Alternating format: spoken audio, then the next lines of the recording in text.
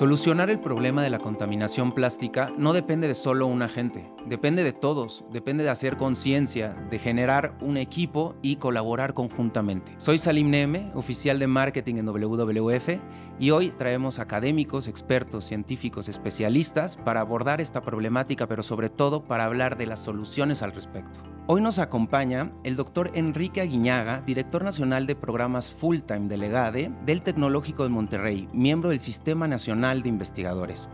También el doctor Carlos Schell, profesor emérito del Tecnológico de Monterrey, experto en innovación, tecnología y estrategias de sostenibilidad. También nos acompaña la maestra Diana Castro Frontana.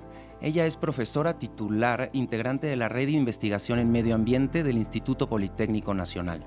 Además de su interés por los temas ambientales y en específico del plástico, nuestros invitados de hoy comparten un objetivo en común y son miembros del Pacto de Plásticos de México. Como todos sabemos, el plástico es un problema creciente en el mundo y en México no es la excepción. El 30 de abril del 2023, superamos el volumen de residuos frente a los que podemos gestionar en un año.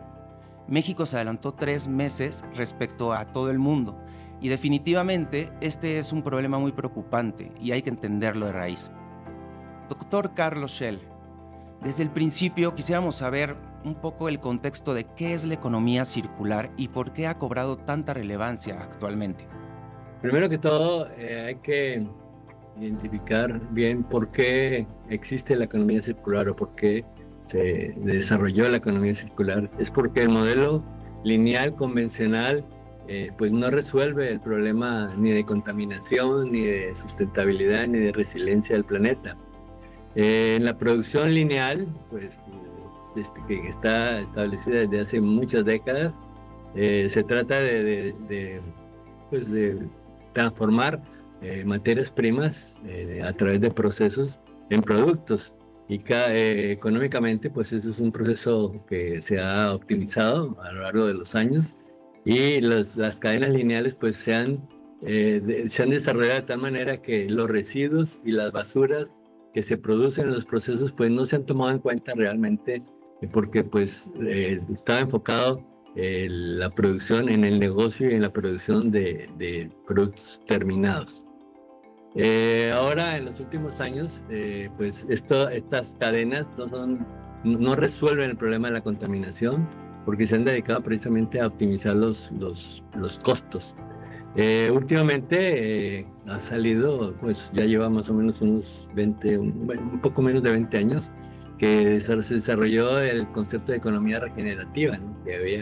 que estaba concentrada más que todo en los residuos y en las basuras, más que en las cadenas lineales. Entonces, pues la economía circular es una respuesta a ese proceso, a ese problema que generábamos cuando queríamos optimizar las cadenas lineales, sin tener en cuenta ni los residuos que se producían en los procesos, ni en las basuras, ni en los productos obsoletos, porque también parte de todo este concepto es no solamente la basura que se genera, sino qué hacer con los productos que ya son obsoletos.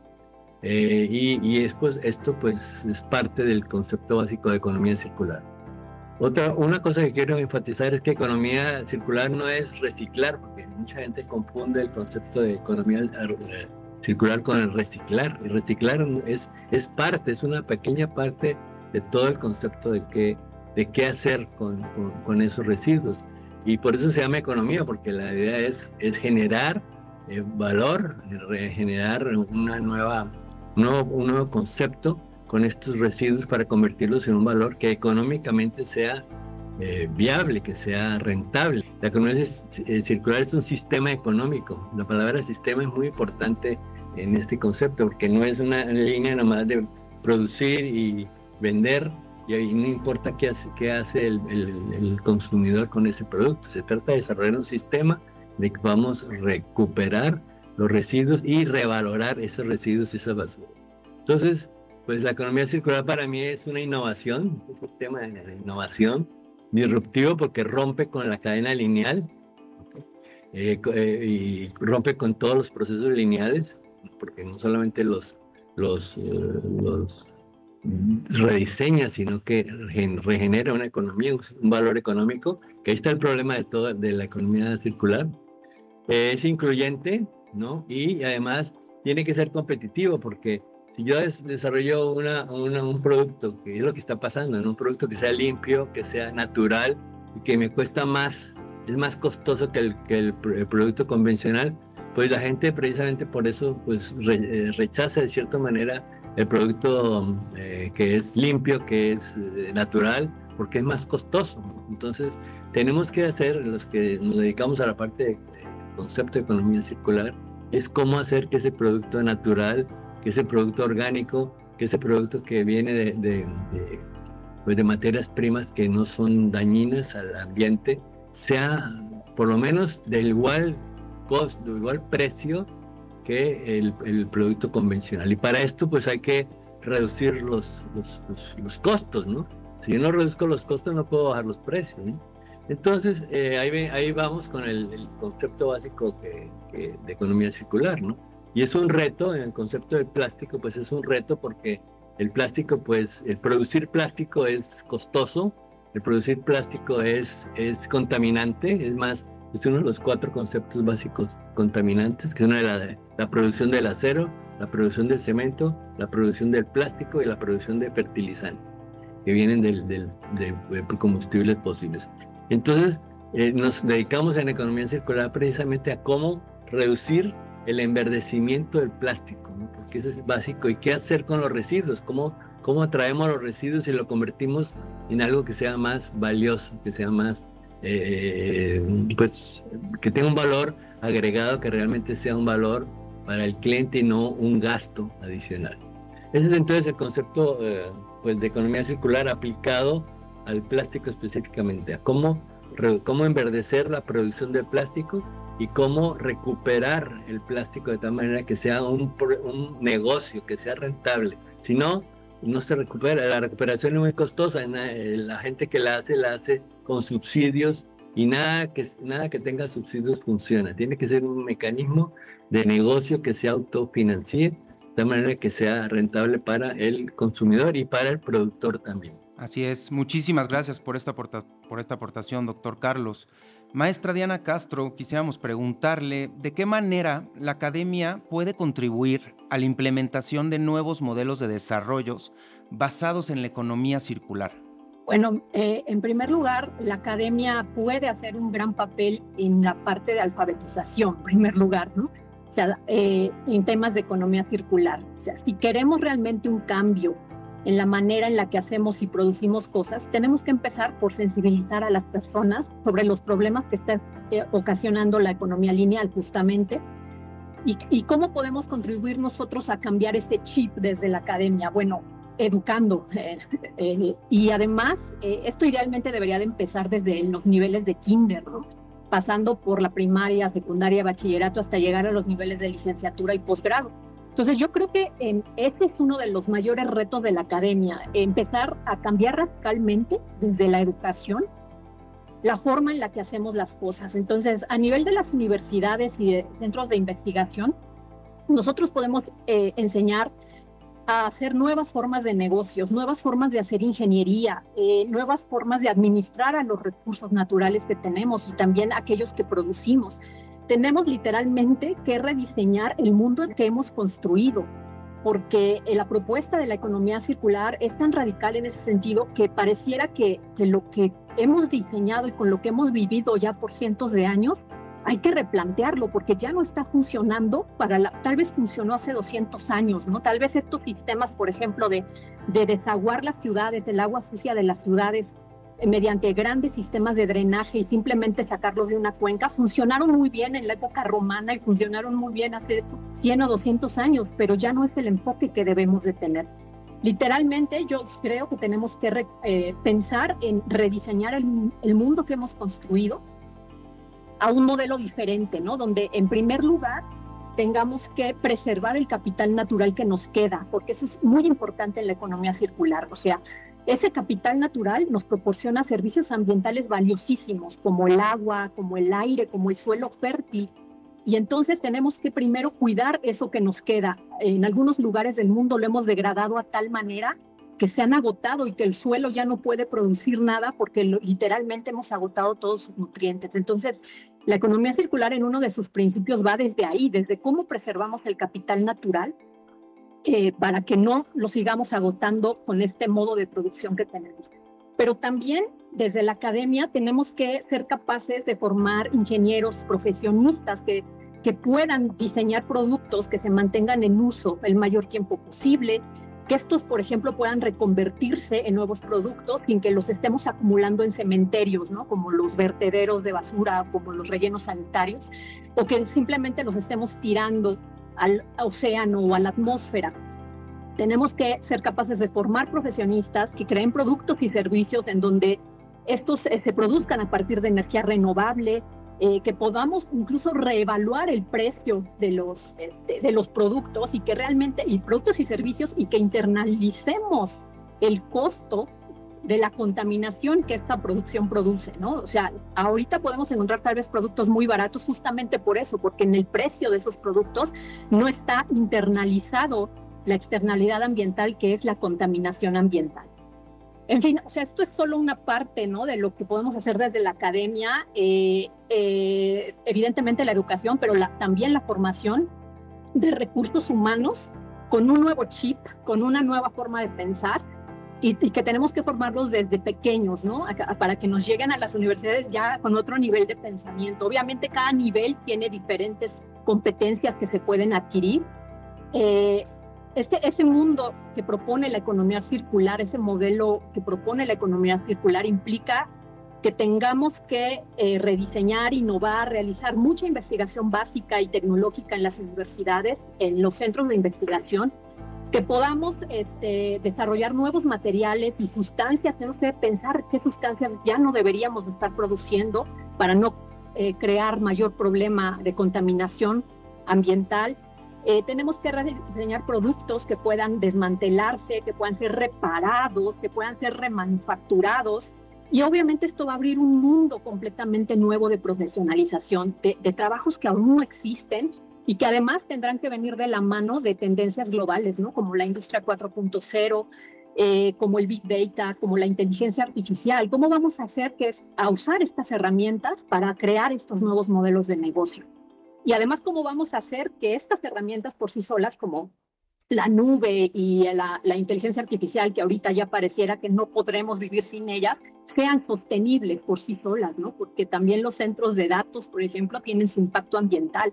En fin, es un trabajo titánico, yo creo que el que tenemos desde la academia, pero también podemos empezar a hacer muchísimo por formar profesionistas que implementen modelos de negocio de suministros circulares o modelos de negocio basados en la recuperación de recursos, por ejemplo, el usar un residuo como materia prima para un nuevo producto o transformarlo para generar energía. O también podemos crear profesionistas que sean capaces de implementar modelos de negocio dedicados a prolongar la vida útil de los productos o en hacer uso compartido de las cosas. O en transformar lo que es vender un producto a vender un servicio, ¿no?, la desmaterialización. Si logramos todo esto, pues estaremos entregando a la sociedad un nuevo tipo de profesionistas que a su vez van a contribuir a cuidar el capital natural, a crear modelos de negocio locales y justos para más personas y por ende a crear una economía que beneficie a más personas sin agotar nuestros recursos naturales. La verdad es que es una tarea enorme.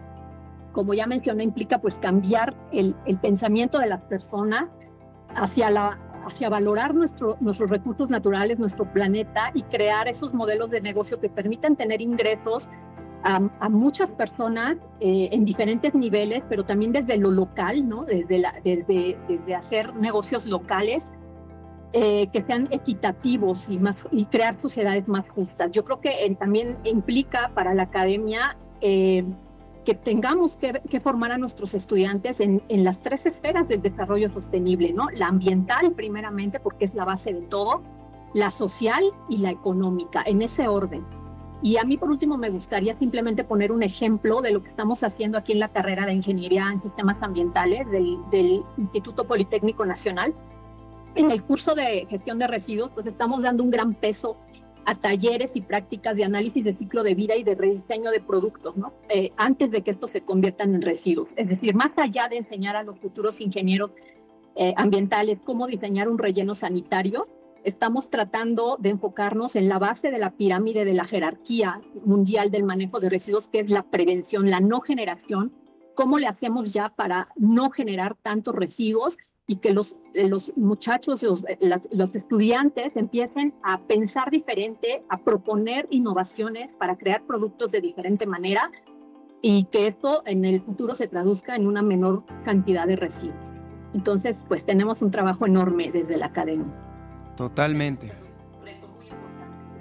Así es, maestra Diana, y muchísimas gracias. Es importante también decir que este cambio de chip repercute también a nivel general en un cambio de conciencia, ¿no? Y regresamos al tema de hacerlo en equipo, ¿no? O sea, tenemos que pensar en como dices, usar estas herramientas, la inteligencia artificial, pero todo hacia pues, un bien común, ¿no? Que al final lo que queremos es para las futuras generaciones. Muchísimas gracias, maestra Diana. Doctor Eduardo Aguiñaga, cuéntanos por favor, en tu experiencia, ¿por qué es tan importante que las empresas transiten a estos modelos de economía circular? Y bueno, pues obviamente también cómo mejorar estos procesos de producción y sobre todo qué soluciones nos dice la ciencia que son más efectivas en la implementación de los procesos en este sector empresarial. No sé si nos puedas, doctor, contar un poquito acerca de estas soluciones. Sí, claro que sí. Fíjate, dentro de a mí me gusta agrupar, digamos, 5 factores que justamente están enfocados en impulsar esta transición, ¿no? Y que muchas veces están alineados a lo que precisamente la industria, las organizaciones, a mí me gusta hablar de organizaciones en general, están, digamos, apalancándose para hacer esta transición de una economía lineal que bien mencionaba el doctor Carlos Shell a una economía mucho más circular, por no decir completamente circular. Y uno de los primeros estos factores que creo que son muy importantes de entender es, primero que nada, es el riesgo de los precios, por ejemplo, de las materias primas, ¿no? La industria allá afuera está muy consciente que las cosas no hace más de una década comenzaron a subir de precio las materias primas y esto genera pues, realmente este incremento súbito o es muy volátil el tema de los precios, ¿no? Hay una gran incertidumbre. Y para darte un ejemplo muy puntual, el precio del cartón, por ejemplo, aquí en México, por ahí del 2015, con la llegada de un jugador muy grande, no voy a decir nombres de industrias y de empresas, pero digamos que el precio del cartón se duplicó, ¿no? Y esto le pegó mucho a las empresas que justamente tenían dentro de su cadena productiva pues, la necesidad de tener empaques secundarios o terciarios a base justamente del cartón, ¿no? Entonces, ese es un primer gran factor que impulsa esta cuestión de transitar a una economía circular, ¿no? El segundo es también el riesgo de suministro, ¿no? Y de la mano del riesgo de precios, el tema de la importación, por ejemplo, de materias primas, pues no es algo que digamos, esté alineado al tema de economía circular, ¿no? Más bien tenemos que buscar dentro de, digamos, regionalmente hablando, algo que esté más próximo, ¿no? Las materias primas más próximas y tratar de cerrar estos ciclos, ¿no? Entonces, también es otro de las necesidades o de estos factores que están impulsando. Y regresando al punto anterior del riesgo de precios, por ejemplo, en el caso del cartón, yo sé de buena mano que justamente algunas empresas estaban en esta situación y estaban buscando la posibilidad de importar, por ejemplo, pulpa para fabricar cartón desde Brasil. Entonces, imagínense desde Brasil hasta México traer esa pulpa. Entonces, es otro de los, digamos, el segundo de estos factores, ¿no? El tercero es muy obvio y es el deterioro de los sistemas naturales, ¿no? Hay una pérdida enorme del capital natural y no se diga, por ejemplo, acá en el norte o en todo México, pero sobre todo en el norte de México, el tema del agua, ¿no? Entonces, también es otra de las cosas que impulsan o que hacen que las empresas volteen a ver modelos alternativos como es el de economía circular, ¿no? El cuarto sería, y muy relacionado con lo que mencionaba Diana hace un momento, de estas alternativas, ¿no? ¿Qué es lo que se tiene allá afuera o qué es lo que impulsa la economía circular? Y yo lo resumiría como esta aceptación de modelos de negocio alternativos, ¿no? Afortunadamente hay cada vez más modelos de economía circular, modelos de negocio apalancados de principios de economía circular, si es que no los queremos llamar modelos de economía circular, que justamente están, por ejemplo, algunos basados en el uso y no en la propiedad, por ejemplo, el famoso producto como servicio, el mismo software as a service, o todas estas cadenas, por ejemplo, de suministro circulares o cerradas. Hay muchas alternativas y cada vez el mercado está hablando tal cual desde la perspectiva de las empresas, está muchísimo más abierto a explorar, ¿no? Es otra oportunidad también importante, digamos, de negocio para las empresas de transitar a un modelo un poco más circular, ¿no? Y el último, y yo siempre lo digo un poco a manera de broma, es si los cuatro factores que he mencionado no son, digamos, demasiado o no son lo suficientemente convincentes para las empresas, pues también viene la parte de la evolución de la normatividad, ¿no? O sea, afortunadamente también la normatividad empieza a empujar digamos, a modelos más circulares, más sustentables en todos los sentidos.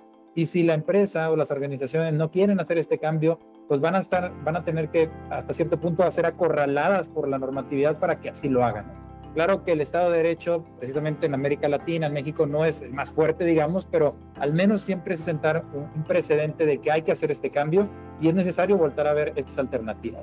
Entonces, de manera general, esos serían los factores o, digamos, por qué es importante que las empresas estén explorando esto. Y contestando a tu última pregunta un poquito más, de manera más breve, más allá de soluciones que nos diga la ciencia, yo pensaría más en oportunidades o en estrategias que estén allá afuera y que puedan ser justamente llevadas a cabo por las organizaciones, no adoptadas por las organizaciones. Pero aquí yo diría que hay que ser muy cauteloso porque en muchas ocasiones uno piensa que lo que funcionó en países, por ejemplo, desarrollados va a funcionar perfectamente en América Latina o en México, ¿no? Entonces hay que ser muy conscientes de que las soluciones que se generan en algún país, por ejemplo en Europa, no pueden ser traídas directamente e implementadas de manera directa aquí en México, ¿no? Hay que, digamos, tropicalizarla, como diríamos coloquialmente, y tener en cuenta mucho el contexto en el cual se desarrollan, ¿no? Entonces, hay una gran variedad de modelos de negocio, de perspectivas, de buenas prácticas, de mejores prácticas, si lo queremos llamar así, pero siempre hay que ser cuidadosos con el contexto. Muchísimas gracias, doctor Eduardo, por esta información. Y bueno, quisiera, a manera tal vez de conclusión, un poco la importancia de por qué la academia debe compartir a estos sectores toda esta materia en economía circular, ¿no? ¿Por qué es tan importante compartir la economía circular y todo lo referente a ella? Y también un poco ahondar en por qué y cómo el Pacto de los Plásticos de México puede contribuir a ello. Si nos pueden dar alguna explicación muy breve al respecto. Para mí, lo más importante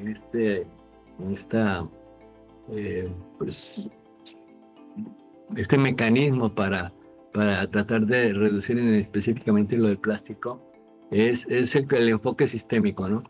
Si perdemos el enfoque sistémico, o sea, si nos dedicamos a la producción de plástico, o si nos dedicamos solamente a prevenir que la gente use el plástico, o sea, ir sobre las partes, este mecanismo no va a funcionar, ¿no? A la larga debemos de pensar sistémicamente. A la larga tenemos que pensar cómo la sustentabilidad tiene que estar orientada a la rentabilidad.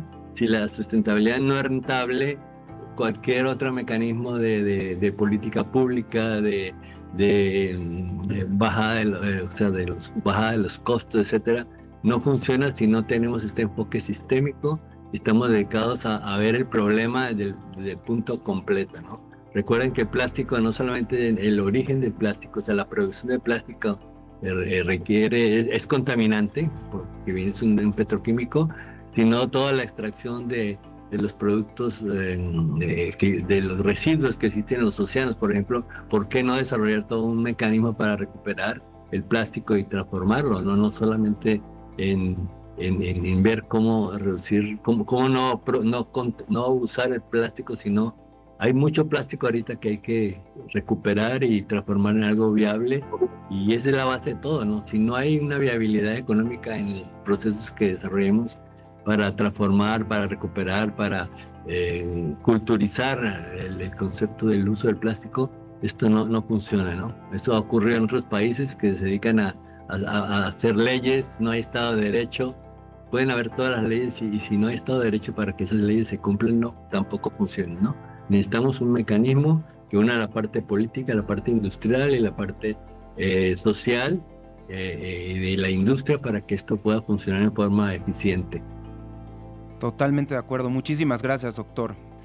Maestra Diana, no sé si nos puedas contar un poco acerca de por qué la importancia de la academia en compartir a otros sectores, tal vez un poco aunado a lo que comentabas anteriormente sobre este cambio de conciencia, sobre este cambio de chip de la misma ciudadanía para poder contribuir a largo plazo. No sé si nos puedas contar un poco, por favor.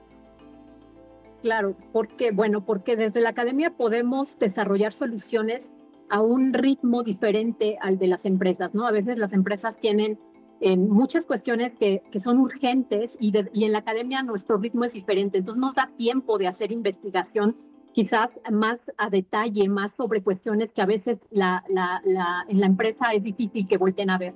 Entonces, esas soluciones que a veces para nosotros pueden tomar más tiempo desarrollar, necesitamos ese brinco también para implementarlas, ¿no? Y necesitamos que empresas que están interesadas en esto puedan retomar estas investigaciones y llevarlas a otro nivel, a un nivel en donde justamente podamos probar qué tan viables son. Entonces, desde la academia podemos proponer muchas cosas, mucha investigación, pero siempre será necesario dar ese brinco para que pueda implementarse en las organizaciones. Entonces, ahí la academia juega un papel fundamental desde formar profesionistas con otro chip, insisto, que le lleguen a una empresa, oye, quiero, ¿sabes qué? Pasar mi modelo de negocio de la venta de un producto a la venta de este servicio, ¿no? Y entonces ya recibas un profesionista que ya traiga ese chip y que no te diga, no se puede hacer. No, sí se puede porque además aquí me enseñaron a cómo hacerlo y ahora quiero la oportunidad de implementarlo. Entonces, esa es una de las principales contribuciones y de la importancia, ¿no?, que tiene el pasar de la academia a la vida real. Y bueno, en el contexto del Pacto de los Plásticos, eso evidentemente es muy importante. ¿Qué busca el Pacto de los Plásticos? Pues justamente reducir la cantidad de plásticos, ver cuáles realmente tendríamos que eliminar, cuáles son estos plásticos problemáticos, ¿no?, que nos están dando dolores de cabeza. Y desde la academia se puede hacer muchísima investigación al respecto. Yo creo que el uso de plásticos no va a terminar de un día para otro, evidentemente. Es como las eras, ¿no? La edad de piedra no se acabó porque la piedra se haya terminado, ni la edad de bronce se terminó porque el bronce se haya terminado. La era de los plásticos no va a acabar porque el plástico se termine, sino porque vienen nuevas soluciones innovadoras que quizás dejarán de producir cierto tipo de plásticos, pero tratarán de recuperar otro para seguirlo manteniendo, ¿no?, en esos ciclos técnicos y que no se nos vayan como fugas de contaminación al medio ambiente. Entonces, es mucho el trabajo que tenemos por hacer y siempre de la mano de todos los sectores, ¿no?, de la población para que esto realmente genere un cambio real. Muchísimas gracias, maestra Diana. Doctor Eduardo, cuéntanos un poco por qué la importancia de la academia de entrar al Pacto de los Plásticos de México y sobre todo este tema que comentaba Diana, tal vez un poco ahondar más en por qué el Pacto de los Plásticos de México va a contribuir a esta problemática. Claro, y fíjate, construyendo sobre lo que mencionaba Diana hace un momento, creo o considero que la parte de la academia, digamos, no tenemos esta a veces ceguera de taller, no tenemos estos ojos frescos de ver los problemas desde una perspectiva multidisciplinaria, ¿no? En muchas ocasiones las empresas efectivamente tienen pues equipos de investigación, de desarrollo, pero muchas veces están muy concentradas en una sola industria, ¿no?, en la industria en la que operan. Pero el poder ver la diversidad de actores que hay alrededor de una problemática como podría ser los plásticos es justamente una de las aportaciones, creo, muy interesantes que tenemos desde la academia, ¿no? El poder ver con ojos frescos un problema, el analizar, y como bien mencionaba Diana, nuestros también en un formato de tiempos distintos a lo como se opera en la empresa, en las organizaciones, para poder justamente co-crear, a mí me gustaría llamarlo así, co-crear estas soluciones, ¿no? Ahora bien, ¿cómo es o cuál es el rol, digamos, de justamente este pacto, ¿no? Y cómo es que está aportando a esto? A mí me gustaría pensar que este pacto pues realmente está aportando a generar estas condiciones necesarias para transicionar a una economía circular de los plásticos, ¿no? Pero sobre todo es la vinculación de los diferentes actores de estos que platicamos, o las famosas partes relacionadas, para entre todos poder llegar a un consenso de qué es lo que se desea hacer, establecer estrategias que hagan sentido, que sean beneficiosas para todos, sociedad, medio ambiente y obviamente para la parte económica, las empresas, pero justamente el poder, digamos, generar estas soluciones de alto impacto, ¿no? Entonces, creo que ahí está lo interesante o esta gran aportación, el poder comunicarnos entre todos, academia, obviamente las empresas, las organizaciones, la comunidad, o sea, todo el mundo, incluido también la parte de gobierno. Creo que ahí es donde mucho de lo que se está impulsando pues va a tener un efecto positivo en el tema de plásticos y en muchos otros. Muchísimas gracias a nuestros panelistas el día de hoy. Si quieres saber más sobre esta iniciativa, entra a pactodelosplásticosmexico.org. Muchas gracias.